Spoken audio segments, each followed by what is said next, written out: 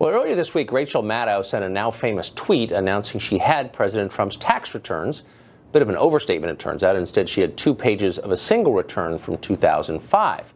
After a near endless reveal, stretching a full and breathless 20 minutes, she finally unwrapped the package. Inside was, drumroll please, not a lot. Trump made a ton of dough that year. He also paid a ton of taxes. Indeed, he paid at a higher rate than President Obama last year, and at nearly twice the rate that socialist plutocrat Bernie Sanders somehow got away with. Find his accountant, please, quick. I need his number. There was no scandal here, at least one involving Trump. But that doesn't mean there was no scandal at MSNBC. Indeed, there is. And as it happens, we revealed it almost at the precise moment they pulled their nothing burger off the grill. Remember the leak of the Access Hollywood tape in October, 2 days before the presidential debate? The one that wound up dominating the campaign more than any other single issue that year? Well, it turns out the whole thing was a setup devised by NBC executives in an effort to derail the Trump campaign. As we reported, that tape, which was NBC property, shot by NBC cameramen for an NBC show on NBC property, was stealthily leaked to a Washington Post reporter. Why is that? Well, it didn't happen by accident. According to our sources at the network, NBC News Division head Andrew Lack knew about it. So did Today Show anchor Matt Lauer. The company's motive was pretty straightforward: keep Trump from becoming president. Well, it didn't work, of course, but that doesn't change the fact that one of the biggest news networks in the world took an active side in a closely fought political race and then lied about it repeatedly. They posed as journalists, but they acted like political hacks. Well, we've asked NBC to explain, but they have, weirdly, refused comment. Perhaps they're too busy concocting a new Putin Center conspiracy theory to explain how, despite their fervent efforts, Hillary Clinton lost the race anyway. Joining us now from New York City is radio show host Tammy Bruce. Hey, Tammy. Hey, Tucker. Nice to be on. Well, what I find odd is that news organizations are, by definition, committed to openness. So if you say to a news organization, hey, we think you've done something dishonest, something stealthy and feline, and then lied about it, don't they have an obligation to at least respond and explain? Well, they would if they held those same standards, and of course you do. The problem is to not project onto these other entities. It's clear that some still hold those standards and others do not. With NBC, the problem is clear, and you saw it not just with the Access Hollywood tape, which in many ways backfired. Clearly, the only person harmed was Billy Bush. He lost his job.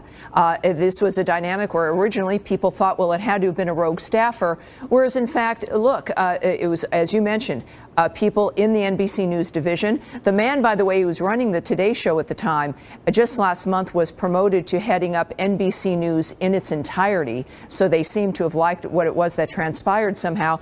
And then the Rachel Maddow debacle. And what happens is there's a desperation to, in fact, since this was personal, they had an interest in influencing the election. And when you get desperate and suddenly news is not the issue or a genuine critique is not the issue, you're going to make mistakes. You're not going to know where to stop. And your judgment in and of itself is clouded. And that is what's, of course, informing this entire framework for at least that one network, if not others. Well, right, because they put their political aims above their job as purveyors of news. It was a real story. It was a real tape. You could debate, whether or not Trump knew he was on camera or whatever, but it was a real thing.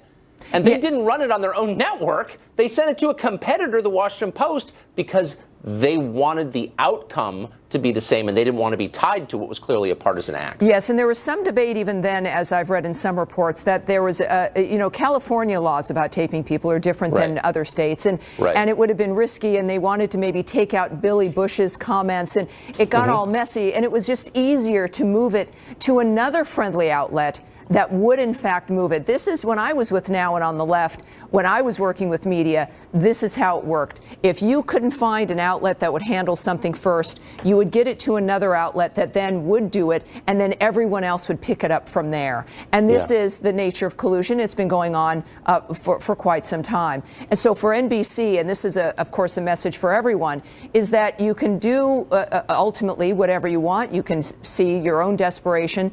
But it will backfire. You can't lie to your own audience and take them for granted, as Ms. Maddow did and as the Today Show does, and expect them to remain loyal to you. Well, I think that's right. I mean, because look, you can have opinions. I've got a ton of them. I made a living on my opinions. I think that's legitimate. What you can't do is lie. Exactly. You're not allowed to lie. You're not allowed to say something is true when you know it's not. You can also make mistakes, which I've done many times. Yes. But you can't do it intentionally. And by the way, nobody asked them about this. They never apparently did an internal investigation, or at least never announced the results of it. And no other news organization said, how'd this tape get to the Washington Post? I don't remember any questions about that. Exactly. And this is when an audience, you've got a diverse audience, or even if you've got an audience that agrees with you politically, there is still an expectation of some level of transparency. Yes. They want to believe that, in fact, you might not even agree with what's being said, or like you said, if it's maybe even just opinion, but the moment you feel that you're being taken along kind of a sideshow, and you've got some snake oil salesmen, and you're being taken for granted, and what Ms. Maddow did, which is